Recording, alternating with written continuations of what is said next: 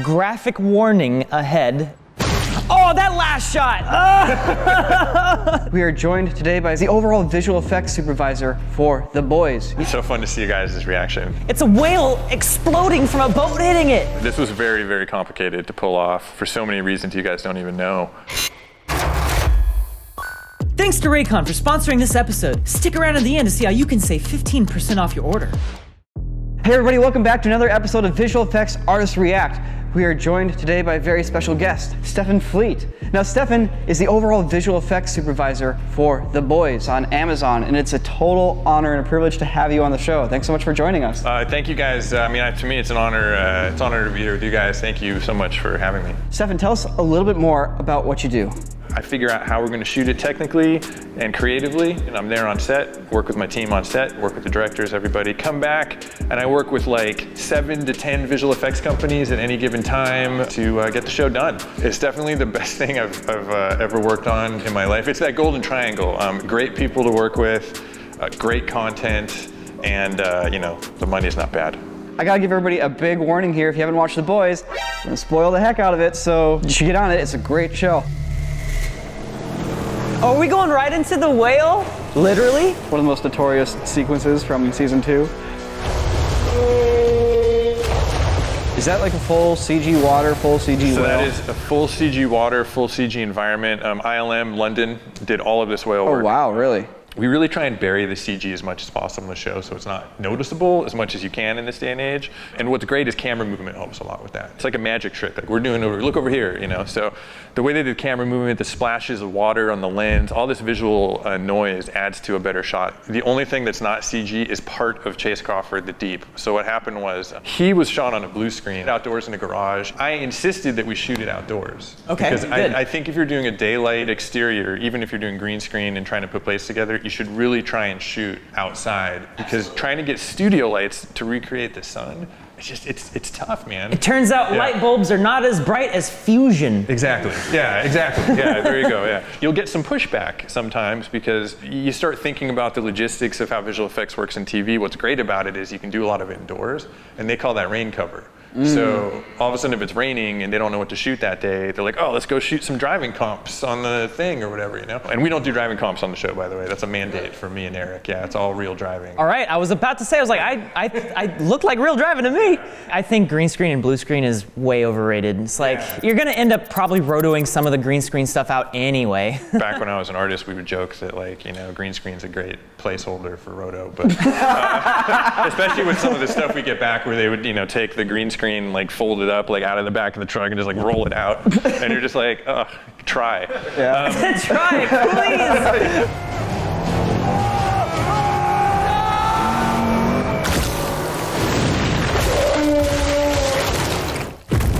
please. So for the actual explosion here though, yeah. It's a whale exploding from a boat hitting it. I know. So this is what's so great about this show. If I were on most other shows, we probably would have had a tennis ball for the whale. But no, they built a whale set. They built a full-on whale set. Once they hit it and the boat goes into it in that profile shot, that's the real set. Oh, really? Yeah. We added some blood and we added some water spray.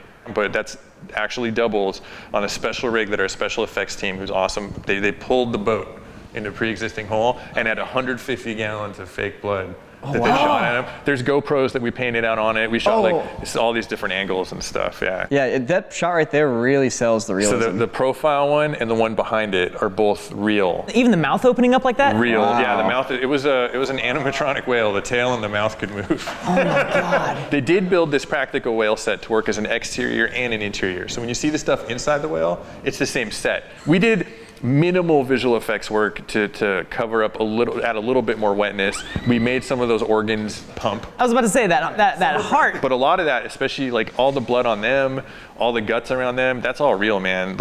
Our team, our makeup guys and our costume guys are out there just dumping blood on our cast. And poor Jack, who plays Huey, it's a kind of a running joke that we just cover him in blood all the time. Because sometimes it's so important for the actors and the camera and everything to experience it. It's hard to explain. It's like a different feeling. Oh, fucking diabolical. Hey, listen, if you have someone that you think you should be on the show, leave a comment down below and we'll do our best to try to get them on the show. Ma'am, your nose. that last shot. Oh, this is just like, oh, she's still there. She's still squirting out blood. Oh, God. So fun to see you guys' reaction. The special effects team, we developed this way back in season 1 when we blew up Translucent. They have what we call the blood lollipop. And they'll bring a stick out, and I have them place it right where the head was with an explosive that goes in all directions. And they do a blood element for me on location. They built a CG head and a brain, and then they did a shatter on all of them. Oh, wow. So we have those elements. Every blood thing was a simulation, and it's kind of, sometimes you throw them out there and see what sticks. You take 5 or 6 of them and stack them together to sort of dial up and down mist versus goop. We also created what we call like the necklace, which is that meaty flap that comes. Oh, the necklace? Yeah.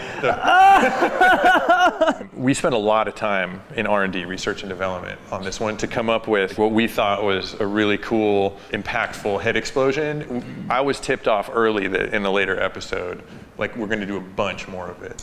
So my pitch to the visual effects companies, a company called Rocket Science, was let's spend the time here on this because I'm going to get you guys a lot of this down the line. So you put all of that work into that first headshot so that this scene could happen. You have 5 minutes to make your opening scene. One. I love this shot because it takes that split moment of like, ah, ah. Yeah, you get actual reaction time. That's a great example of why special effects is really important, because that's real. We blended that in with the CG. And it just keeps going and going and going. One of the key ingredients here, I feel, for these headshots are the fact that you do keep just like a couple frames of the original plate of their head splitting apart. Yes. And I can see it. It's only just like a couple frames, but I can see it. Yeah. And how them two are literally just like standing in the middle of it going, huh, this is strange. What an odd Tuesday. This is one of my proudest accomplishments of season 2 from a supervision standpoint. The thing about production, especially even a big show like The Boys, you've got a time limit. We had a limited amount of time in this space. We knew we were gonna have to go fast. You have a lot of people. It gets very complicated really fast. The way you gotta plan it is you plan your plan A, your plan B, then you're like C, D, E, and F, because things are gonna go wrong, and you're gonna have to start like, shooting from the hip, if you will. So I knew that the first couple booms were what I'm gonna call hero, or the most important visual effects shots. They're gonna hold the longest, and anytime you hold on something for a longer period of time in visual effects, it's gotta look real, you gotta spend more time on set to make sure you get what you need. But again, way back in that first episode, we pretty much figured out the magnitude, like how far it's gonna explode, the amount of blood, the necklace, and all that stuff. So they had a template, basically. And so what you see is a linear progression, and we spent the most time on these first 2 shots. And then as the day went, we had less and less time. I was like, all right, it's time to shoot from the hip. But I had a plan. I love coming to set prepared with ideas and backup ideas. That's my favorite shot in the scene, because we had no time to do it. Didn't have time to do plates or green screen, all that stuff. And like, how do we get this done? So I was like, okay, if we get her up against that flat wall and really just compose the one shot and have her duck down and keep on the wall for just enough frames to get a clean plate out of it, we can roto her and build the head into it as one shot. So there's only one plate here. We didn't have time to do the blood lollipop or any of that stuff. So this is just straight up somebody giving you one shot. And this is all you get, this is all material you get, make something happen. Yeah, but I knew, I was there, and they were cool enough to respect me and and like say, hey, how do we do this? The arterial squirt, and that was like the button, the cherry on top. I did that little squirt one time on a Lord of the Rings video we did like 6 years ago. See, there you go. My favorite part about that shot though is like as she hits the ground, her necklace, as you called it, like flaps. Yeah. Like flap. Someone on social media called it the head wedding, which I thought was brilliant. The head wedding's great. Mother.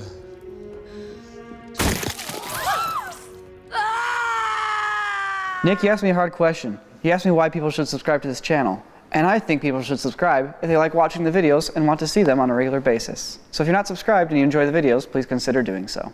So there's one more shot I want to look at from The Boys, and again, graphic warning ahead if the exploding heads wasn't enough for you, but you'll see what I mean.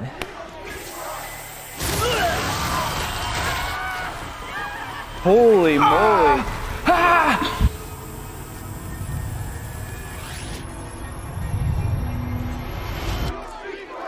When I saw this for the first time, I was just like, I couldn't believe it. This was very, very complicated to pull off for so many reasons you guys don't even know.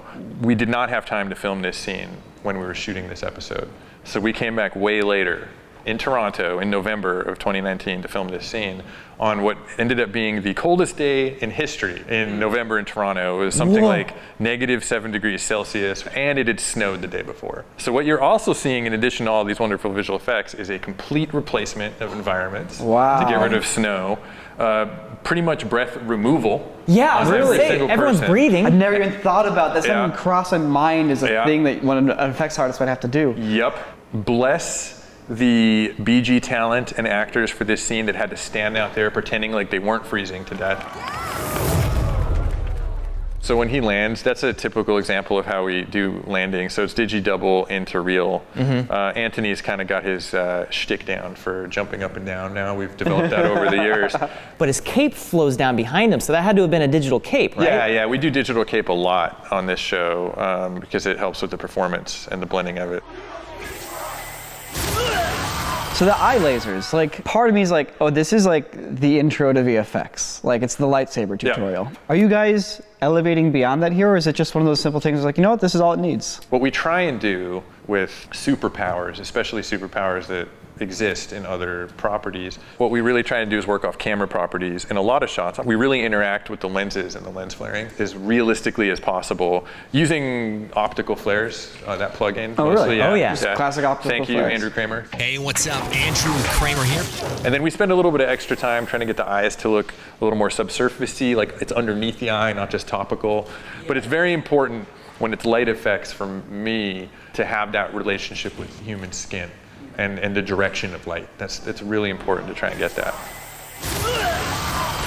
This one shot of him starting to swipe to people, it's a lock off. We added the camera shake in post. It's plate work. He's on a green screen, and then we had our extras run. We did that plate. Then we had 12 stunt people go out there and do pratfalls, like falling like they're getting lasered. And we moved them all over to the left. So if you look over to the left, you've actually got stunt people that then turn into digital people that if you frame through it are maybe a little too still actually, right? And then you get this CG blood that covers them up quickly so you don't see that much CG. And then you think of things you can put on top. So we made the sign and we cut through the top of it because one of the things with Homelander's lasers is always how it affects the environment. It's easy to say, okay, he's gonna cut someone in half, but then what about everything behind him? Yeah.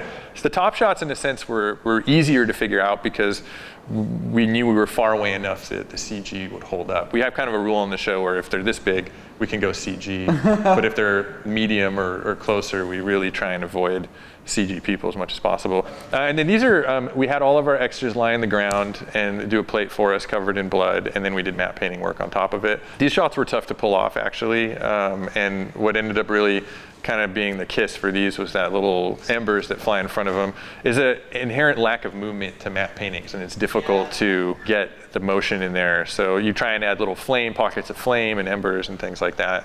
I was like, this crowd shot's insane. You're like, I had to paint out their breath. Yep. Yes, we did.